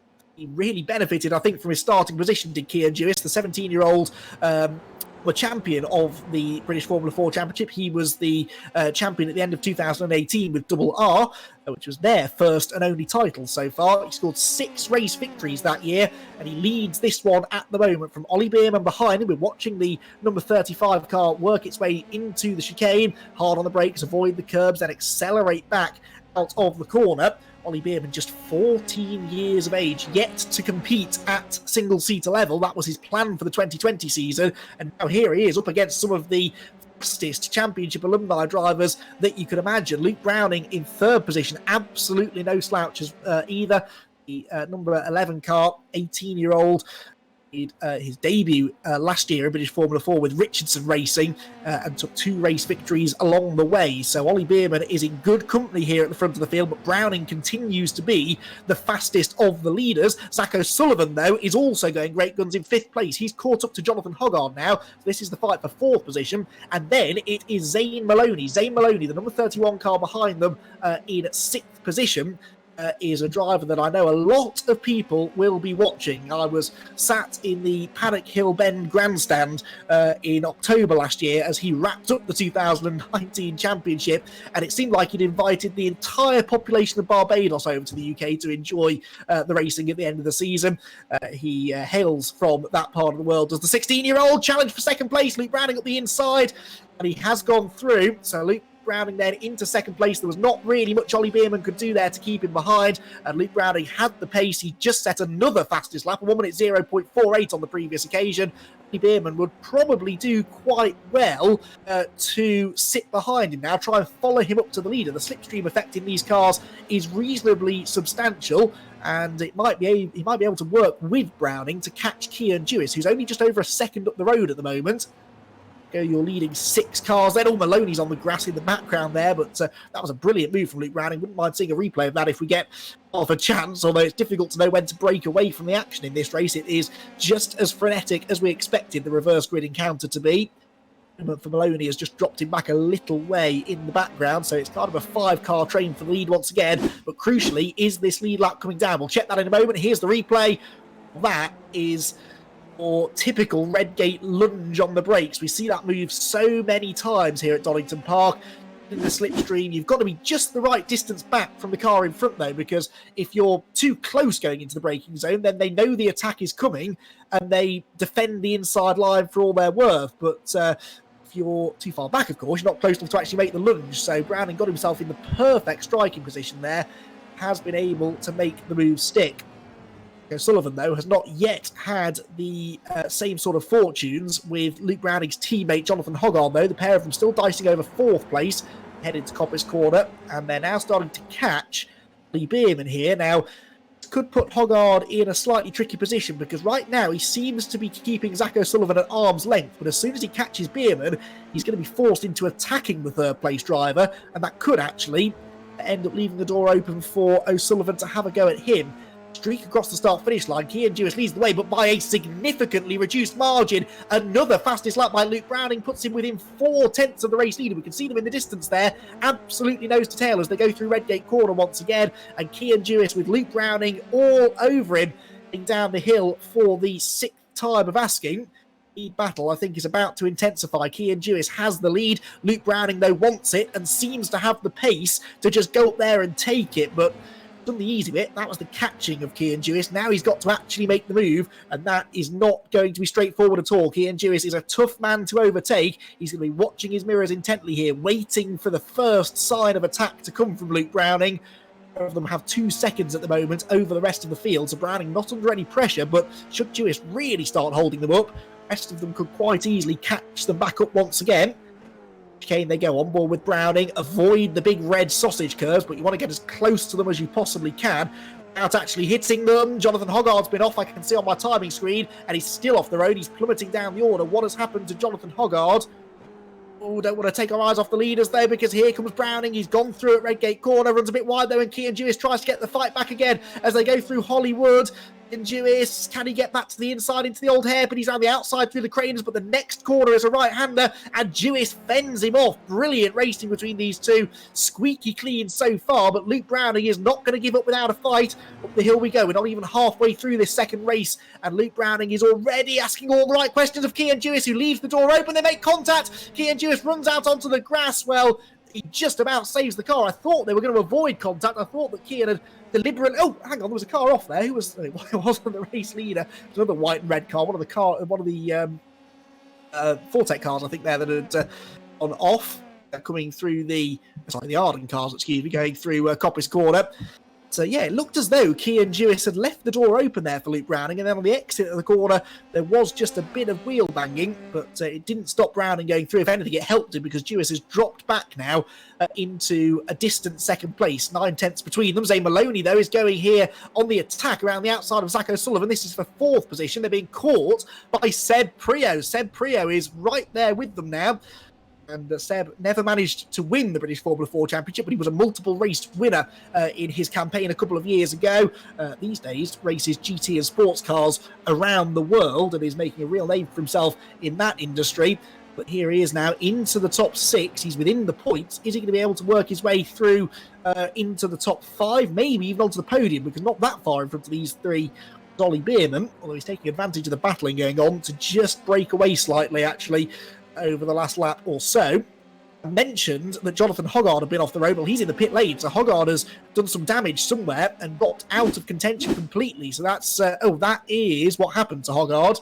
I only just caught the end of that, I'm afraid.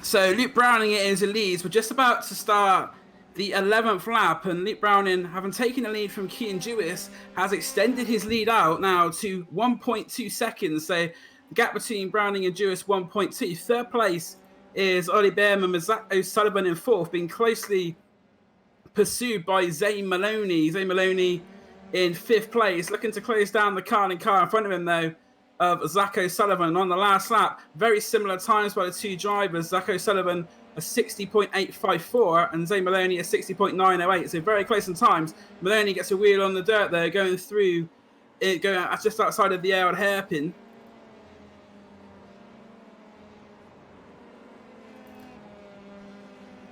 Apologies for the technical difficulties with our commentator Andy McEwen.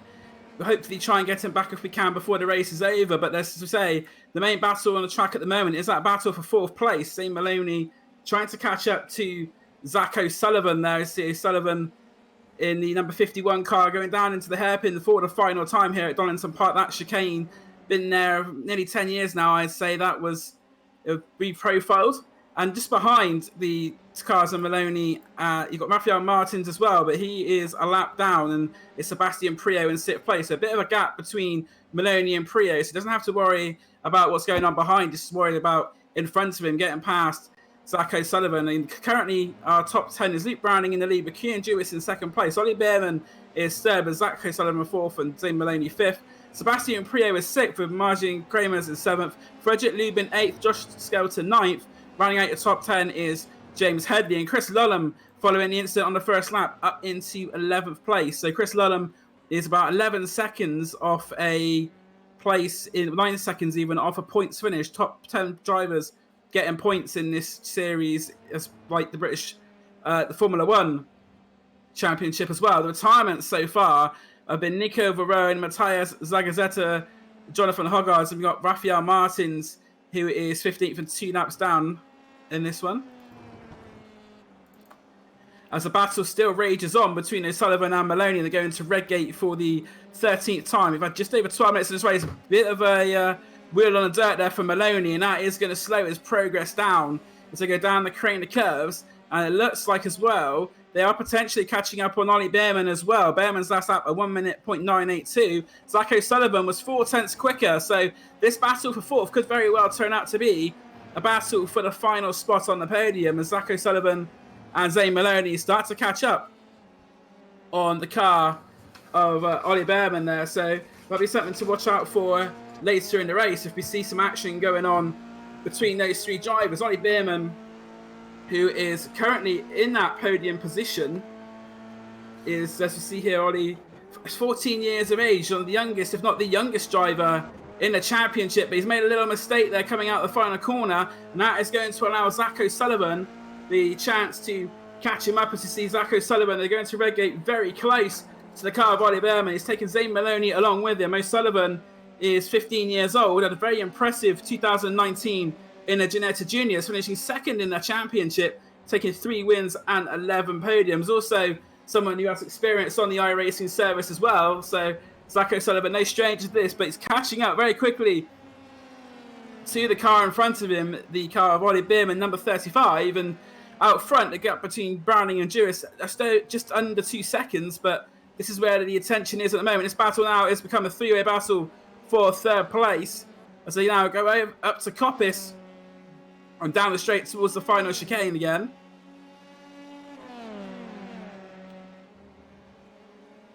Very close there, but Zane Maloney is in that position though where he doesn't know what to do. He wants to try and get past Zach O'Sullivan, but if they keep on fighting, they will lose out to Ollie Behrman, and I think the 2 of them are actually quicker than that number 35 car in front of them. So O'Sullivan may have a little look.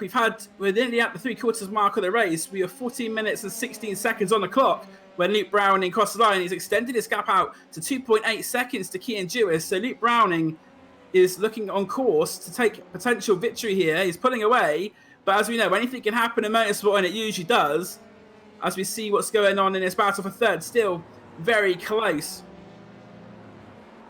And Zach O'Sullivan caught up to Behrman, but not able at the moment to do anything about the driver in front of him, the number 35 car, the independent driver. Although he's run a little bit wide there, and that could allow the chance for O'Sullivan to get the run as they get down towards the hairpin for the 15th time. I don't think it's quite going to be close enough. He'll be looking for it though, but just not quite close enough. But O'Sullivan really putting the pressure on, and it could be a matter of time before we see another mistake from Ollie Behrman, the 14-year-old, under intense pressure from Zach O'Sullivan. Zane Maloney, bit of a watching brief behind. He's a bit further back from O'Sullivan than O'Sullivan is to Behrman. There's a little bit of a gap there. Also, a little bit wide there going out of Redgate, so that will cost him going down the crane of curves. As they go down towards the old hairpin, O'Sullivan looking to go round the outside of Behrman, not quite able to make it. Will this be able to provide a cutback for him as they go under Starkey's Bridge? What used to be Starkey's Bridge, we're not there actually anymore. So Zach O'Sullivan trying to make it round the outside, but Behrman is definitely going to try and make him go around the long way. And this has opened up Zane Maloney's eyes as well. He can see positions in front of him and points very close as they go through Coppice again. And Ollie Behrman is doing a fantastic job to keep Maloney and O'Sullivan behind him. O'Sullivan putting him under a lot of pressure, but Behrman standing very firm to it at the moment. There's a wheel on the grass there for Maloney, and Maloney had a very big moment there. And Zane Maloney could possibly have found himself into the barrier there, but a nice save. And these two drivers fighting out for the podium, really starting to duke it out now with Sullivan, who's going to try and get a better run out of Redgate. It's a bit of a squeeze in there. Now, come on, boys. We want to see some great battling as we see O'Sullivan and Behrman. They're really fighting it out as they go through the old hairpin. O'Sullivan has been close, but can't manage to find the mistake and quite can't manage to find the run. Maloney behind, though. Another mistake there, wheels on the grass. And if anyone's making mistakes in this 3, it is currently actually the car in 5th place is Zane Maloney that's making the mistakes. The gap between Browning and Jewis extends again by another 0.3 to 3.1 seconds.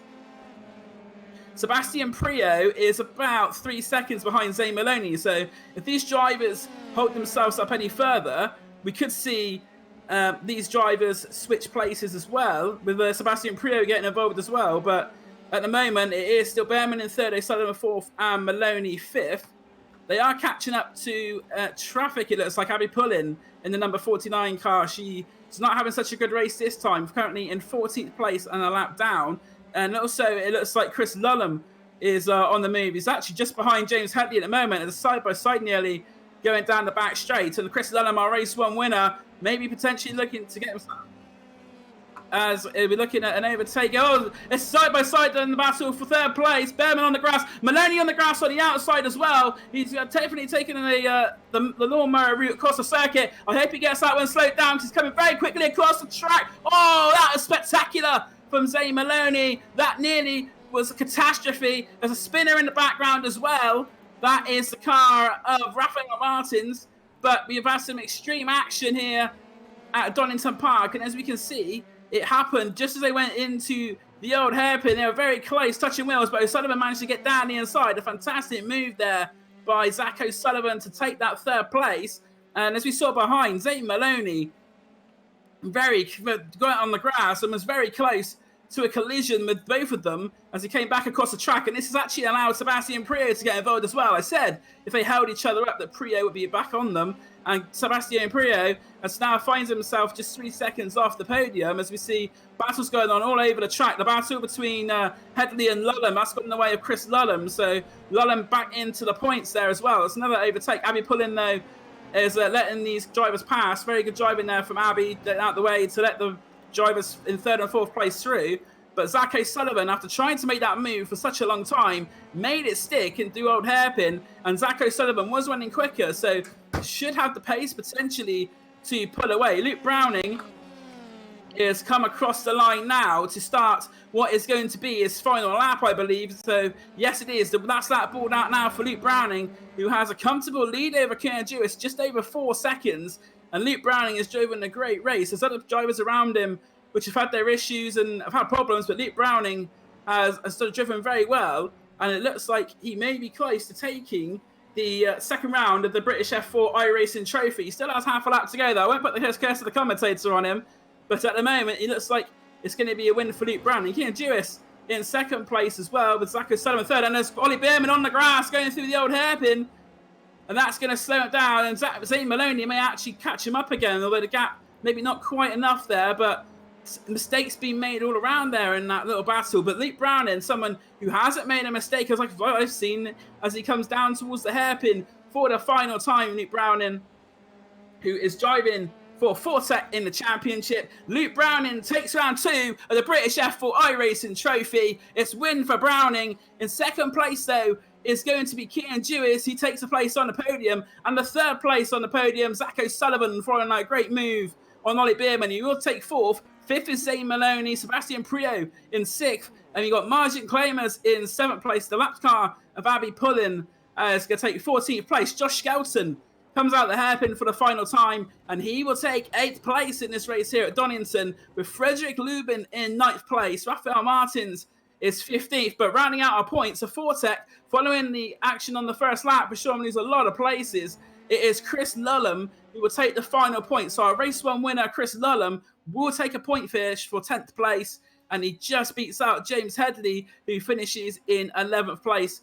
Matthias Zagatsas had a rather adventurous race. He finishes this one in 16th place. Roman Boninsky in 12th. Christian Mansell also is our 13th place and the final driver on the lead lap. And all of our drivers have finished the race. There is one investigation to be done post-race against the incident at the old hairpin there. So that one will be looked at after the race. But it's been a really good race in round 2 with the British F4 iRacing Trophy. Some great racing. And the results are up now. Luke Browning takes victory by 4.4 seconds to Cian Jewis. Zach O'Sullivan rounding out your podium. Ollie Behrman takes 4th place with Zane Maloney in 5th. Sebastian Priaulx takes 6th place with Marion Kamers in 7th. Josh Skelton is 8th with Frederick Lieb in 9th. And rounding out your top 10 is race 1 winner, Chris Lulham. James Headley is in 11th place with Roman Belinsky in 12th. Christian Mansell is 13th and is the last driver on the lead lap. These cars finishing 1 lap down was Abby Pullen. Rafael Martins in 15th was 2 laps down. In 16th place was Matthias Zagetzer with 6 laps down.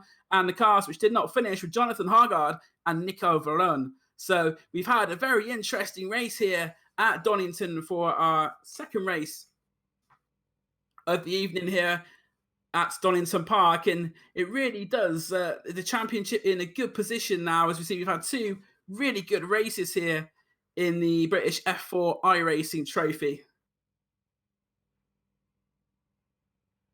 Now, we also would like to apologise again for the technical issues that we suffered during that race with our commentator, Andy McEwen. There's been some problems, I think, with the Virgin internet tonight, and it has struck Andy. So we're very sorry that Andy McEwen has not been with you for the full night. But as you say, it's been a really good night of racing here at Donington Park. And I think that battle between O'Sullivan, Behrman and Maloney, a very intense one there. But Zach O'Sullivan making that move into the old hairpin just about made it stick. And that's what got him a place on the podium.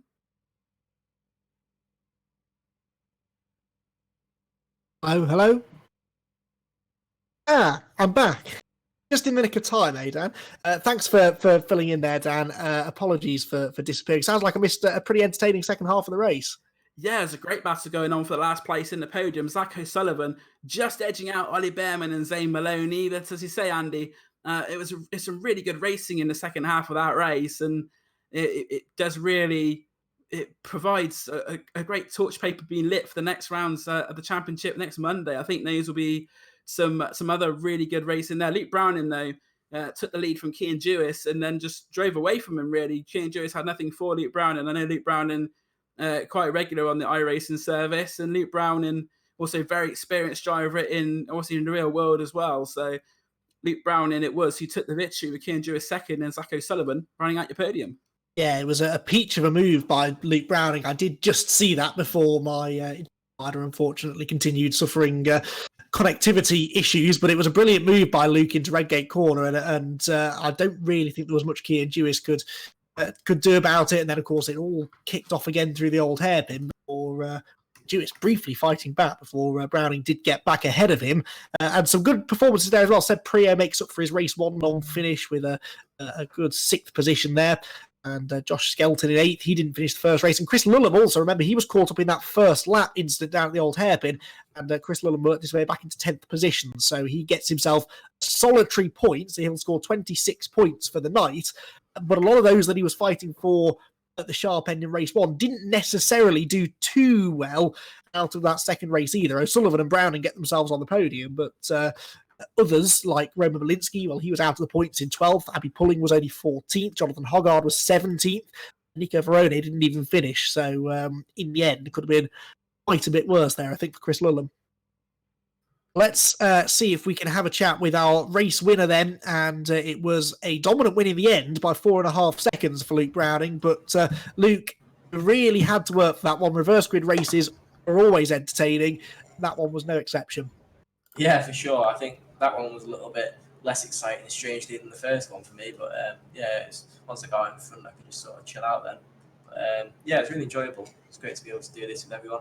And actually racing some names that I've not raced on the track with before, so that's quite good as well. Talk us through the battle you had with Cian there, because you made nice progress through the order. Then you got into second, and you caught him quite quickly, but he wasn't for letting you through, was he? No, yeah, I wasn't. Yeah, I was a bit surprised that he battled me, but then, so we were racing hard from then on, really. So yeah, I think it was quite an exciting move for the leader, which carried on to the win. So yeah, it was overall quite a fun and entertaining race for everyone, I think. And yeah, I think it's a bit of carnage down the back as well for everyone. Which I think we probably could have predicted before the race got underway, really. Good night for Fortec as well, with wins in both of the races. But I'll tell you what, Chris was tough to beat in that first race, wasn't he? What happened to you in race one, and how impressed were you with his pace? Yeah, for sure. I mean, we've been practicing together, known as the Fortec boys. Yeah, we were both within a tenth in quali and practice. Me and him are really, really close, and yeah, that showed in the race, I think. I made a little mistake race one, and that was down to my own doing, really. A completely different track. Next Monday, we head down south to the Brands Hatch Indy Circuit. What are your thoughts ahead of that one? I mean, I think I've got the world record on iRacing around Brands Indy with this F3 car, so hopefully I can sort of carry on that form into the next race as well. So it's looking quite promising. Stuff. Well, congratulations, Luke, and with a 4th place and a race win, I think you're right up there in the championship points as well. So it's been a good start to the season for you, and thanks for joining us for this opening round. No worries. Thank you very much. That's Luke Browning, everyone, then your race 2 winner. And yeah, as I said, a pretty dominant night, really, for Fortec, with Chris Lulham taking the victory in race 1. 3 of the top 5 drivers in race 1 were Fortec Motorsport drivers. Race 2, they didn't have it all their own way in the end, with Lulham getting caught up in that first lap incident out at the old hairpin, but they do bring home the victory with Luke Browning. And I can't save my life. We'll wait for official points at the start of our next broadcast next Monday evening. I'm pretty sure Browning's going to be up there in the championship, possibly even leading the points as well. Well, it's been a really, really exciting night of racing, and I think we can have another chat with Damien Meaden as well, who is back with us in the commentary box. And Damien has been watching on with interest the racing action this evening. Damien, first of all, my apologies for cutting in and out there a couple of times through that second race. I'm really annoyed, actually, because I think I missed a cracking second half of that race too. But the racing in general, I think, tonight has been pretty good. Yeah, you did miss a belter of a second race, actually, Andy. That wasn't just the battle for the lead, although that between Cian Jewis and Luke Browning in the early part of the race was fascinating itself. That the real battle towards the end was for that final podium spot, 4th, 5th, and 6th. It was getting really intense. At one point, Maloney had to go off in avoidance, just getting out the way, trying to get some room. It was all getting a bit hairy down there. Ended up having to go across the grass, and honestly, how he didn't collect anybody on the way back and managed to get it stopped is beyond me. It was just fantastic car control, so full credit to him. But there was just action left, right, and centre. It was utterly brilliant. But no, don't worry about missing it. It's the first night. It is sim racing. These tech problems happen. It can't be helped. I know it's a little bit frustrating as a viewer. It's a little bit frustrating when you're putting it together, but it's better we have these issues now and iron them out, and yeah, then we don't have to encounter them later in the year. Yes, that's certainly the hope. I've just had the provisional championship points sent through to me by Dan Blake as well. Dan, thanks for that. Luke Browning 37, Zach O'Sullivan 33, Chris Lulham 26. So Damien, that it wasn't a non-finish, but a 10th place finish in race 2. He got caught up in that first lap chaos down at the old hairpin. Really cost Chris Lulham there. He's 11 points off the championship lead in 3rd, but I think he's still caught a lot of people's eyes tonight, hasn't he? Yeah, absolutely, and Chris's form shouldn't come as too much of a surprise. His one appearance he's made in the real British F4 Championship, so to speak, impressive. First weekend came in at the back end of the season when everybody was up to speed, and most of them, in the midst of their respective championship battles, and walked away with the top 5. And the weather that weekend at Silverstone was far from ideal, so it shouldn't be any surprise that he's a good driver in general. And then we also know he spends a lot of time on iRacing. Was saying in his interview earlier that's pretty much how he spent his lockdown, is just getting laps in. So not only a naturally gifted driver in real life, but also has the iRacing experience. So when you put 1 and 1 together, it shouldn't really be a surprise we get 2 in this case. A fantastic mix of drivers that have been up at the front in the 2 races as well. A nice mix of current drivers, previous drivers with previous experience in the British Formula 4 Championship, and stars of the future like Chris Lulham, and a nice opportunity to see them.